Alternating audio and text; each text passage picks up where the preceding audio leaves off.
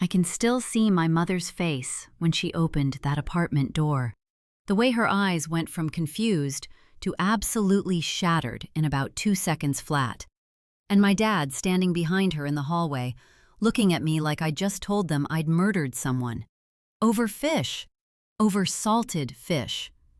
I oversalted the fish and they threw me out into the hallway, I cried to my parents, standing there in my pajamas at 11:30 at night, my voice cracking like I was 16 instead of 32 years old.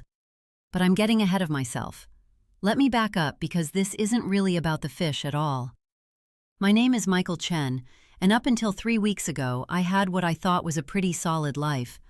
I'm talking the kind of life that looks good in photos, you know? The kind where you don't realize you're standing on a foundation made of glass until someone decides to swing a hammer. I'd been married to Jennifer for almost 8 years. We met at Northwestern, both business school kids with big dreams and bigger egos. She was the type of woman who made other women jealous and men nervous. Sharp jawline, sharper mind, the kind of laugh that made you feel like you were the funniest person alive, even if you just made a dad joke about tax returns. We'd built something together, a real something. We bought our house in the suburbs of Chicago, Winnetka actually, one of those neighborhoods where the HOA actually matters, and your neighbors know what you spent on your deck renovation. 3-bedroom, 2.5 bath, white colonial with black shutters. The kind of house my parents dreamed about when they came here from Taiwan in 1989 with $800 and a plan. Jennifer and I put down a solid 30% on the mortgage, $180,000, right after I made VP at Morrison & Associates, the investment firm where I'd been grinding for 6 years. The money was good. Not obscene, but solid middle to upper middle class good. 6-figure salary, 401k matching, the whole package. Jennifer worked at her family's real estate firm. Her father practically owned half of Evanston, so she had flexibility. She'd talk about listings, open houses, that one nightmare client who'd spent 4 months choosing cabinet colors and then backed out anyway. We weren't the kind of couple who fought about money. We weren't the kind of couple who fought about much, actually. That was part of the problem, though I didn't know it then. My parents lived about 20 minutes south in Oak Park. My mom, Linda, was a retired accountant. My dad, Robert, had spent 30 years as a hospital administrator before he took early retirement at 62. They were proud of me, genuinely, almost embarrassingly so.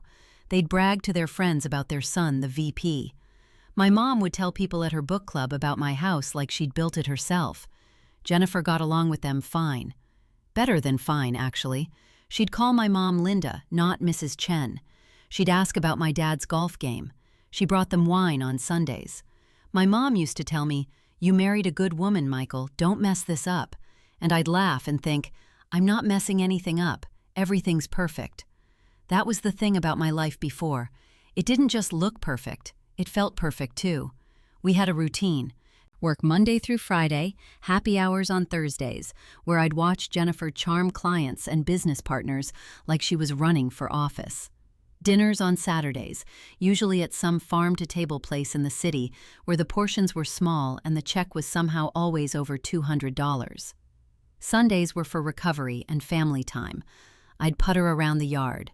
Jennifer would work on her laptop in the breakfast nook, dealing with some real estate drama or another. We'd have dinner with my parents maybe once a month, and those were always nice. My mom would make her famous braised short ribs. My dad would pour expensive wine he'd been saving, and for 3 hours, everything felt like it was exactly how it was supposed to be. We talked about kids. Not urgently, but casually, the way you talk about taking a vacation to Italy someday. "Maybe in a couple of years," Jennifer would say. "Let's get the master bathroom renovated first." I wanted kids, sure, but I wasn't in a rush. Life was moving forward at exactly the right speed. My best friend Derek worked at the firm with me. We'd known each other since business school.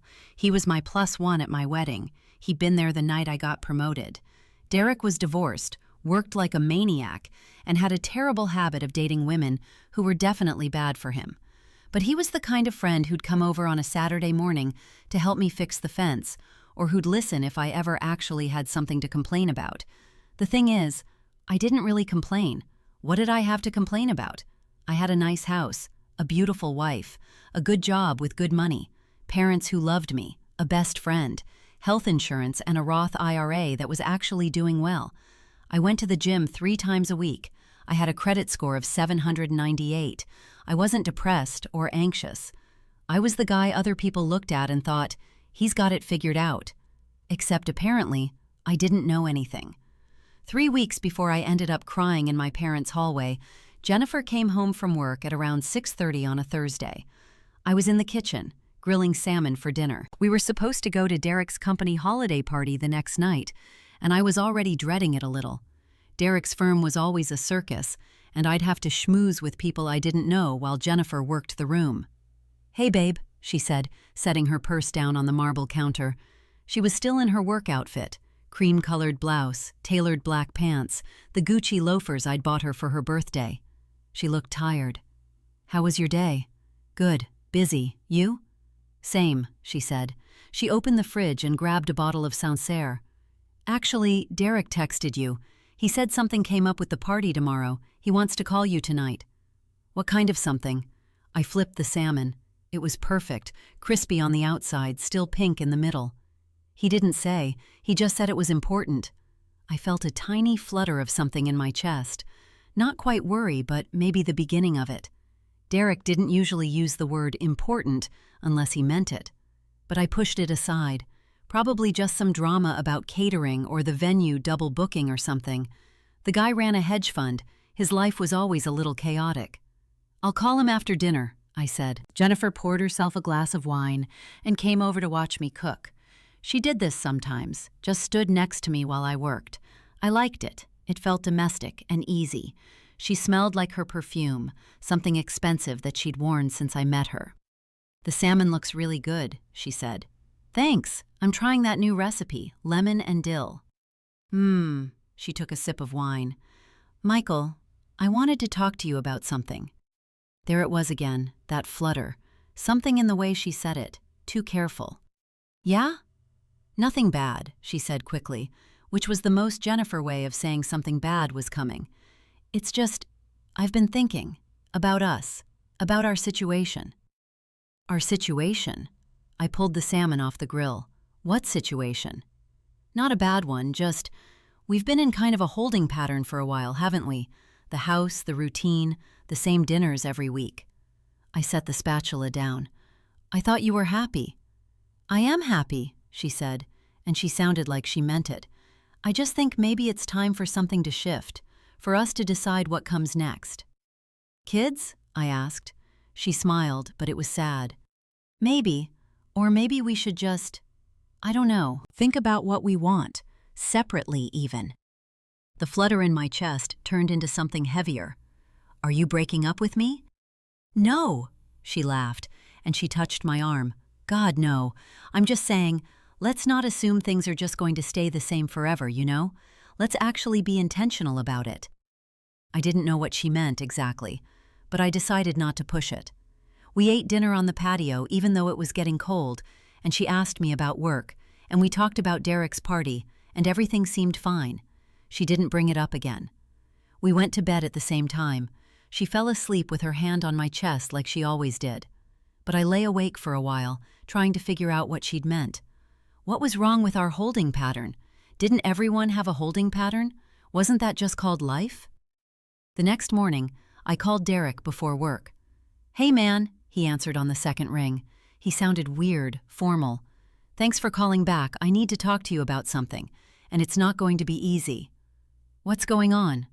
I was already in my car, heading to the office. Traffic on the Eisenhower was terrible, and I switched lanes aggressively, annoyed. "Jennifer said you mentioned the party?" There was a long pause, long enough that I thought the call had dropped. "Derek?" "Yeah, I'm here." Another pause. "Okay, so this is going to sound insane, but I need you to trust me. I've been doing some poking around, some of your wife's real estate dealings." "Why would you do that?" "Because something felt off to me, and I was right." His voice was hard now, all business. "Michael, your wife has been flipping properties with someone for the last 18 months, not through her family firm, through an LLC that she created with another investor." My hands gripped the steering wheel tighter. So, that's not... The investor is James Whitmore. I didn't say anything. I couldn't quite make the connection my brain was trying to make. James Whitmore, Derek repeated. Jennifer's ex, from Northwestern. The guy she dated for 3 years before you two got together. The car in front of me hit its brakes suddenly, and I had to slam on mine. My heart was pounding against my ribs like something was trying to escape. And that's not even the worst part, Derek said quietly. I had someone pull the property records. The LLC has done 6 flips in 18 months. In 18 months, Michael, they've made approximately $1.2 million. I couldn't breathe quite right. Where are they keeping that money? I asked, and my voice sounded strange to my own ears. That's the thing, Derek said. I don't know, but you need to find out. And you need to find out why your wife is running a secret business with her ex-boyfriend and where that money is going before... Before what? Before it's too late. I hung up on him. Not on purpose exactly, my hands just weren't working right, and I think I dropped the phone. Or threw it. I'm not entirely sure. I pulled over to the shoulder of the highway and sat there with the engine running, watching the traffic zoom past me, and I tried very hard not to panic. Jennifer was in a secret business with her ex. They'd made over $1 million together. She was asking me about being intentional about our relationship, about letting things shift. She was tired when she came home from work. How many times had she come home and I hadn't asked where she'd actually been? I sat there for maybe 5 minutes, or maybe 20. Time felt very strange suddenly, and then I put the car back in drive and headed home instead of to the office. I needed answers, and I was about to discover that getting them would be the easiest part of what was coming. Story ends on cliffhanger as required. Part 1 complete. Ready for Part 2. Part 2. Escalation. I found her at the property downtown. Not the house, the new development she'd been showing for the last month. The Meridian Project, they called it. Luxury condos in the West Loop, the kind of place where young tech money came to feel urban and sophisticated. I didn't call ahead.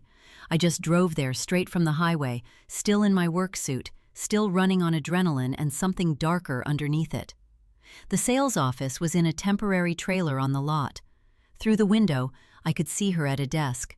Not alone. James Whitmore sat across from her. I recognized him from Facebook, from old photos Jennifer had never bothered to delete. He was taller than I expected, better looking too, which was not information I needed.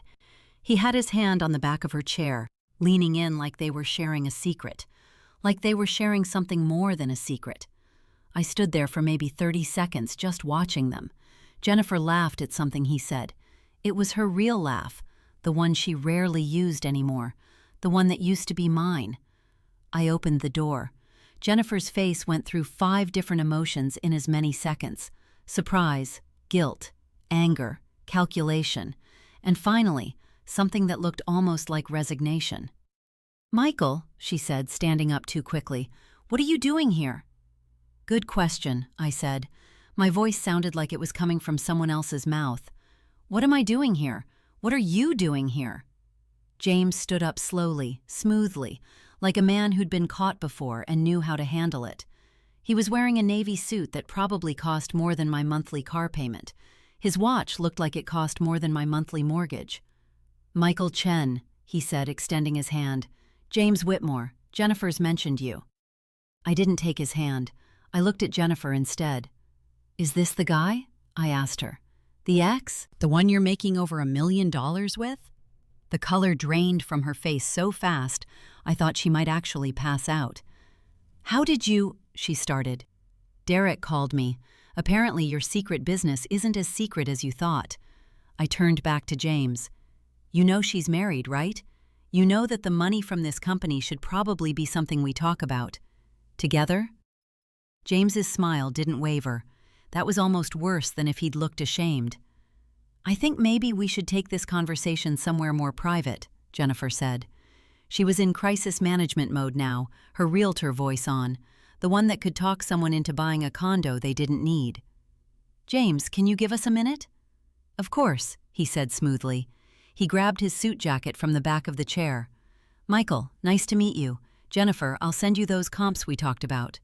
He walked past me like I was furniture. You two should definitely talk. When he was gone, I sat down in the chair he'd vacated. It was still warm. How long? I asked. Michael, how long has this been going on? Jennifer sat back down at her desk. She looked smaller somehow. Or maybe I was just seeing her differently now. Maybe I'd been seeing her wrong the whole time. 18 months, she said quietly. The business. It started as just one flip, actually. I mentioned to James that I saw a property that had potential, and he said he had some investment capital and… No, not the business. How long have you been sleeping with him? She flinched like I'd hit her. I'm not sleeping with him, she said. But you want to. That's not… She stopped. She looked at me for a long moment, and I saw something in her eyes that I'd never seen before. Pity, maybe, or just the exhaustion of lying. It's not that simple, Michael. It's actually really simple. You're either sleeping with him or you're not. I'm not, she said firmly. Not yet, anyway. The yet landed like a bomb. I stood up.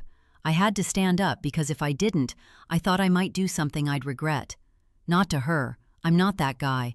But maybe to the chair or the desk or the temporary walls of this fake sales office where my wife had apparently been falling in love with someone else while I was at work managing other people's money. Why? I asked. Why would you do this? Because I'm bored, she said, and there was an edge to her voice now, an anger that matched my own. Because for 8 years I've been playing the game.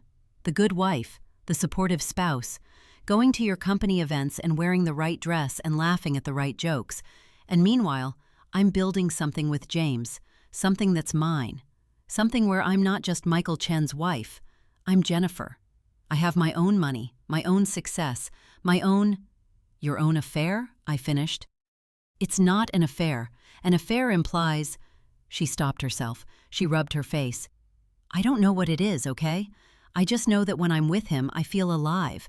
And when I'm with you, I feel like I'm slowly disappearing. I had no response to that. I literally could not access words. My brain had shut down somewhere around the not yet comment and was now just cycling through static. The money, I said finally. $1.2 million. Where is it? In an investment account, in the LLC's name. Our LLC? My LLC, James's LLC, not yours. You're married to me. I know, she said, and she sounded tired. Believe me, I know. I walked out of that sales office without another word. I got back in my car and I sat there in the parking lot with the engine running, and I tried to figure out how your entire life could explode in the span of a phone call and a 15-minute confrontation. Derek called me 3 times while I was sitting there. I didn't answer. Instead, I called a divorce attorney, a woman named Karen Morrison who'd gone to Northwestern with my dad and had a reputation for being absolutely ruthless. Her office could see me in 2 hours. That was when I made my first mistake. I should have gone home and gotten documentation, bank statements, access to accounts, evidence of the LLC. I should have been smart about it, the way Derek would have been.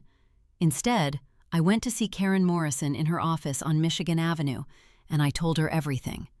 And Karen, bless her, told me something that made my blood run cold.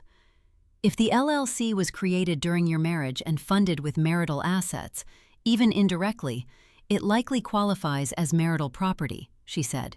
She was taking notes, not looking at me. Depending on what you can prove about the source of the capital, you may have a claim to a portion of those assets. But Michael, and this is important, you need to move fast. If she's already planning to dissolve the LLC or transfer funds, you need to freeze everything before she can. How do I do that? I file an emergency motion.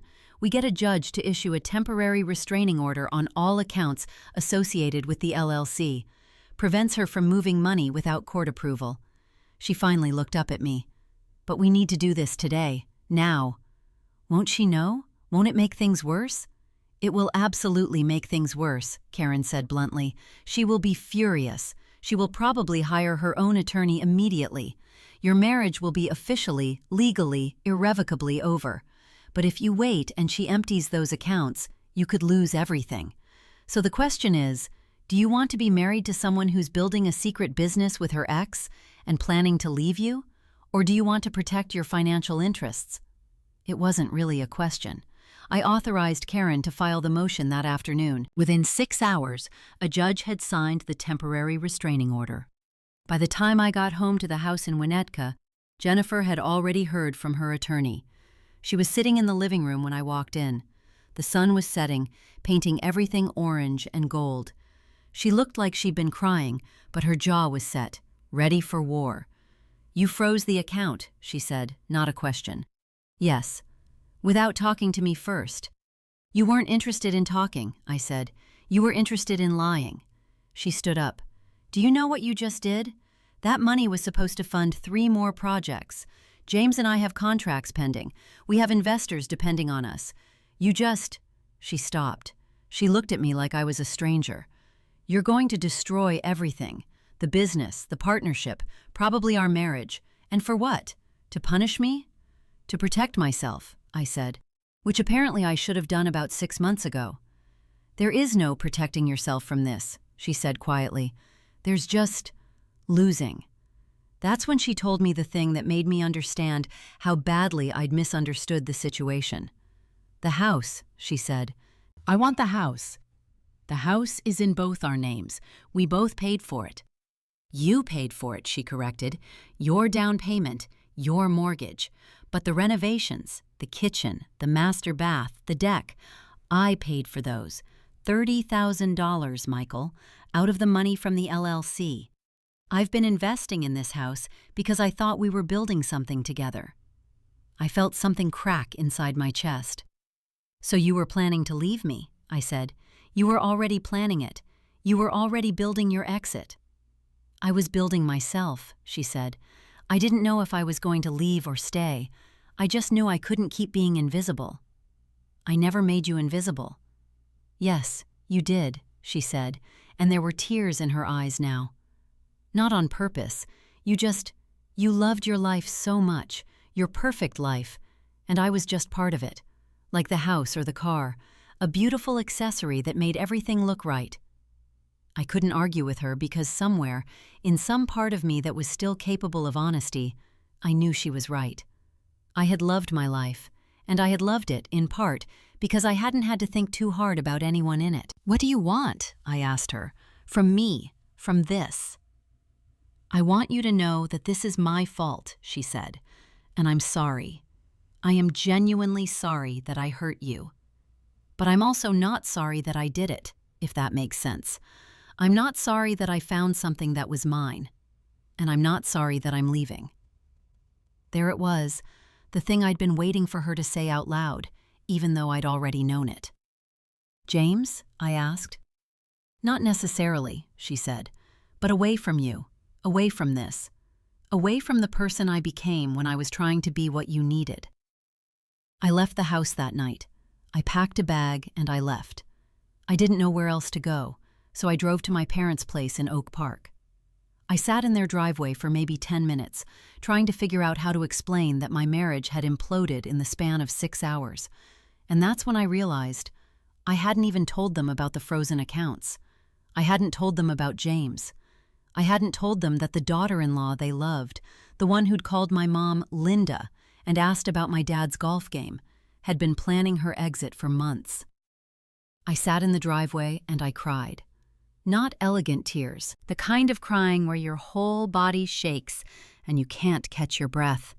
The kind where you don't recognize yourself anymore. That's when my parents came out and found me. And that's when I ended up in the hallway, in my pajamas, telling them about the oversalted fish, which was really about everything else. Part 2 complete. Cliffhanger and escalation intact. Ready for Part 3. Part 3. The bottom and the turn. My mother made me sit down at their kitchen table while my father hovered in the doorway like he wanted to help but didn't know how. She put a cup of tea in front of me that I didn't touch. My hands were shaking too badly. "Start from the beginning," Linda said.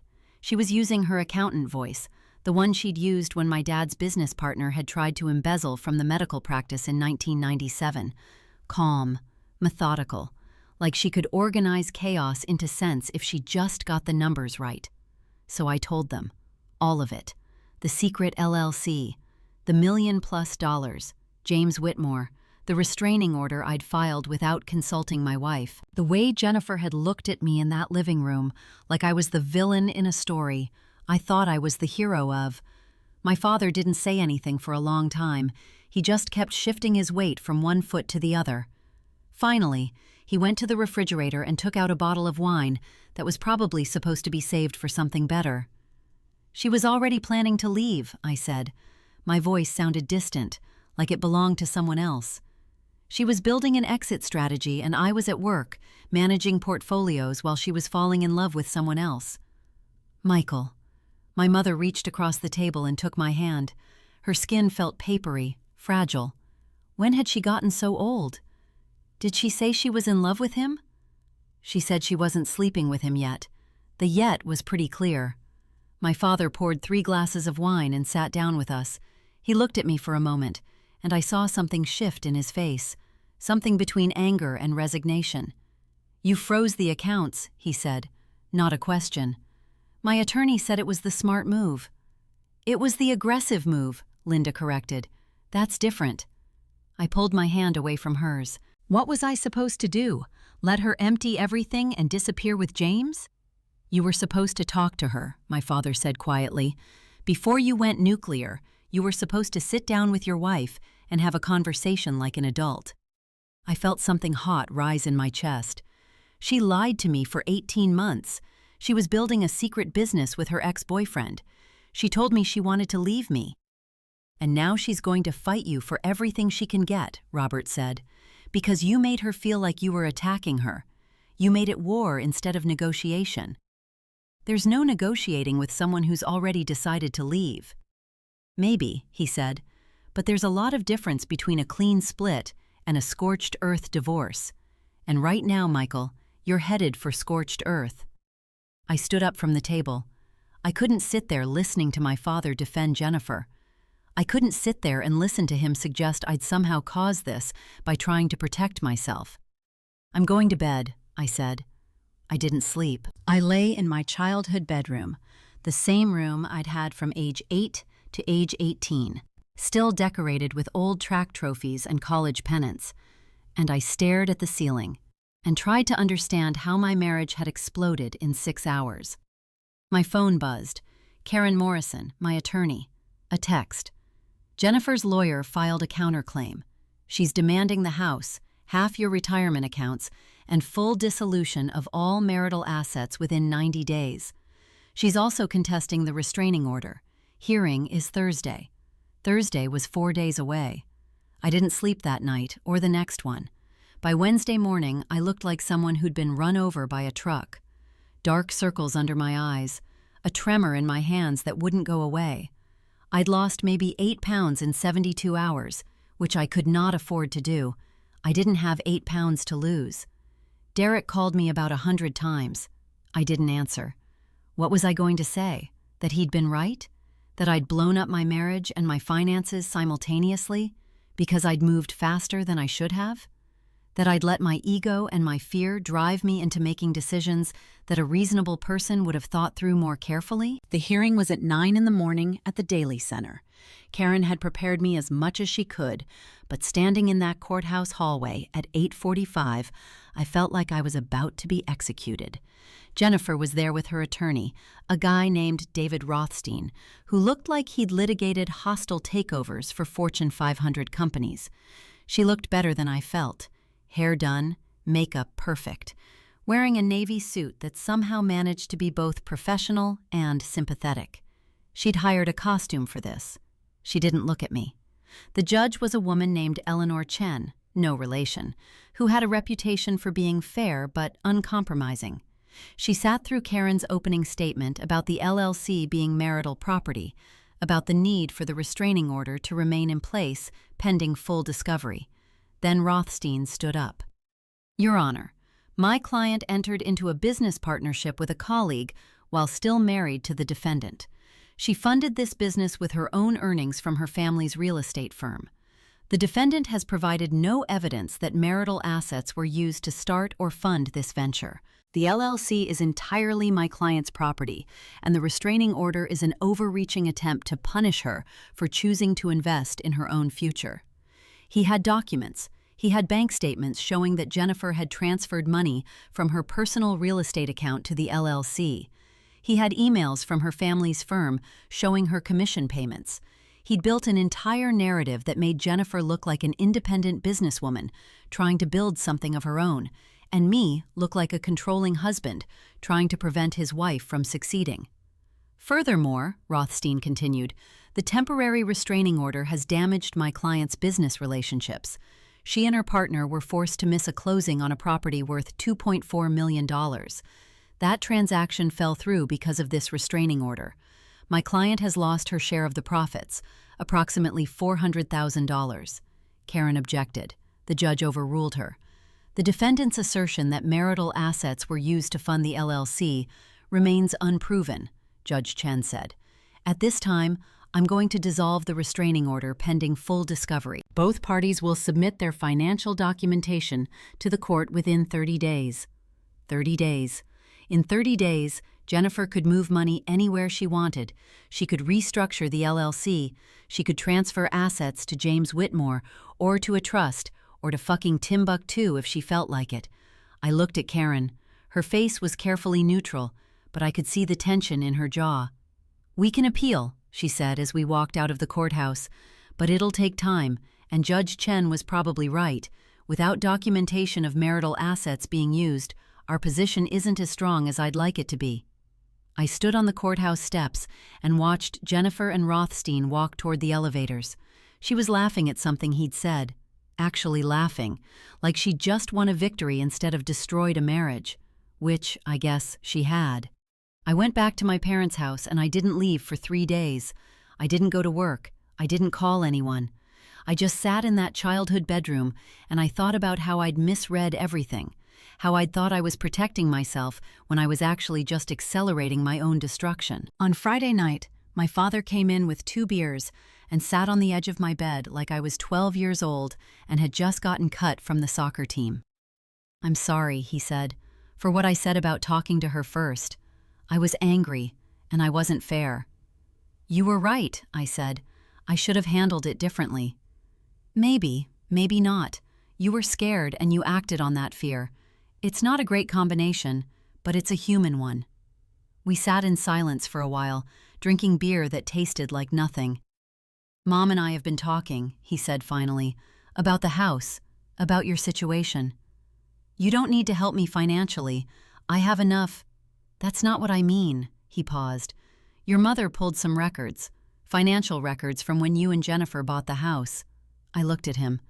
The down payment came from your account, he continued, but Jennifer's family gave her a gift, $200,000.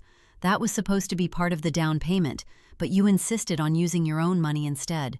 You remember that? I did remember. Jennifer's father had offered to help.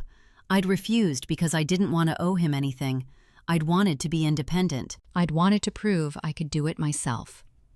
That gift was documented, my father said, in writing, from her father to her, designated for the house purchase, which means that $200,000 of your down payment could have been her family's money, which means the house itself is partially marital property funded by her family's money, I finished, and the renovations she paid for, the ones she mentioned, come from money earned during the marriage.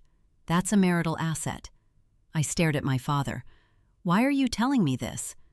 Because your mother is an accountant, and she's very good at what she does, and because sometimes the best way to fight someone is not to fight them directly. It's to understand the numbers better than they do. On Monday morning, I called Karen and told her what my parents had found. This is good, she said immediately. This is really good.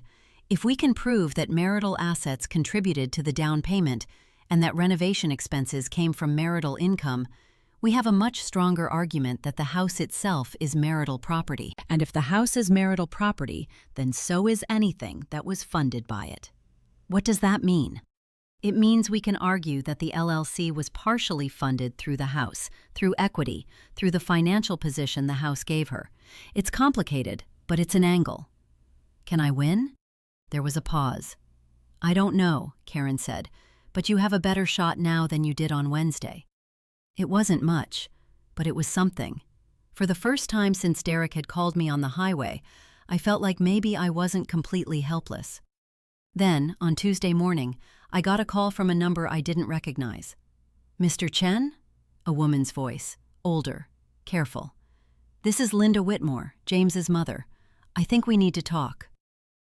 Scene breakdown, kitchen confrontation, plus legal strategy with parents, plus courthouse defeat, plus father's revelation, plus mysterious phone call, cliffhanger ending, unexpected ally emerges, escalation toward turn.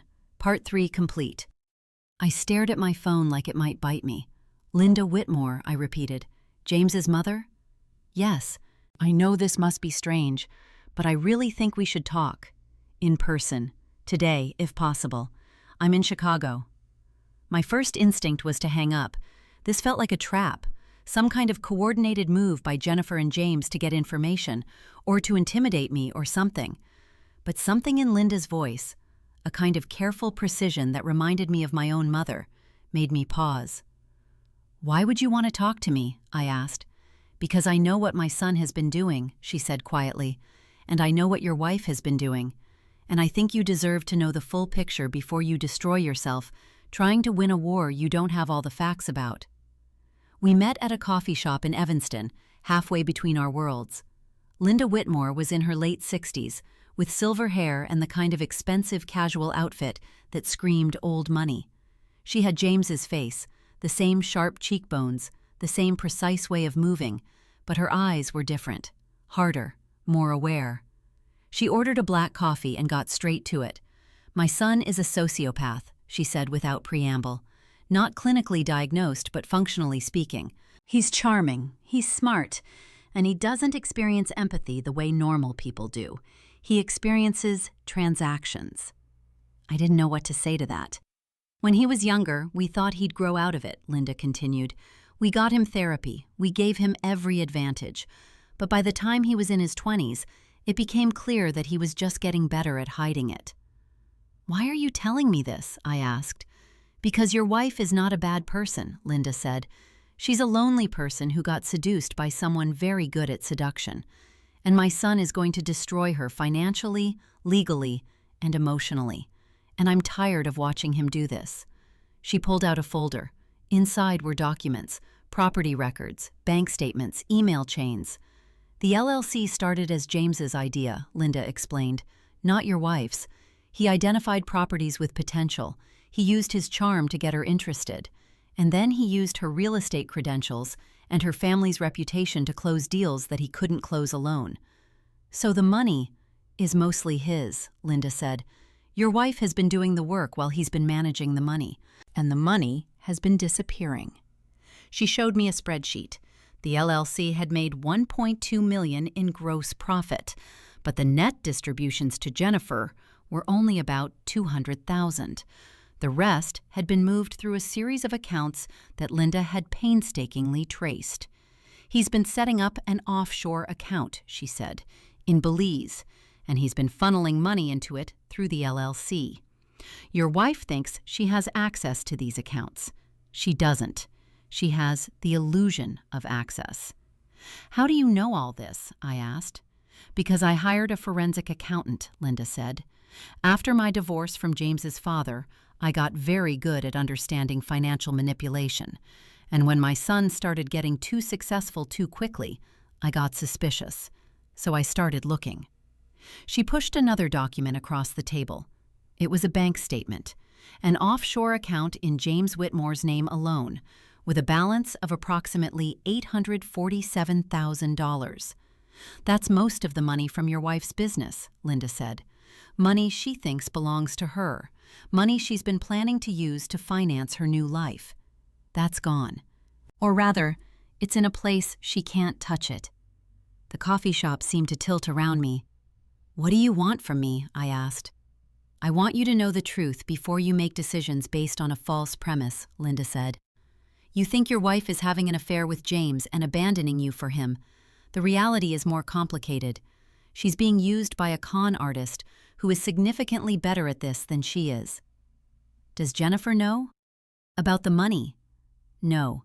James told her he was moving it to a private investment account to maximize returns. She believed him. I thought about Jennifer in that sales office, the way she'd looked at James, the way she'd talked about building something that was hers.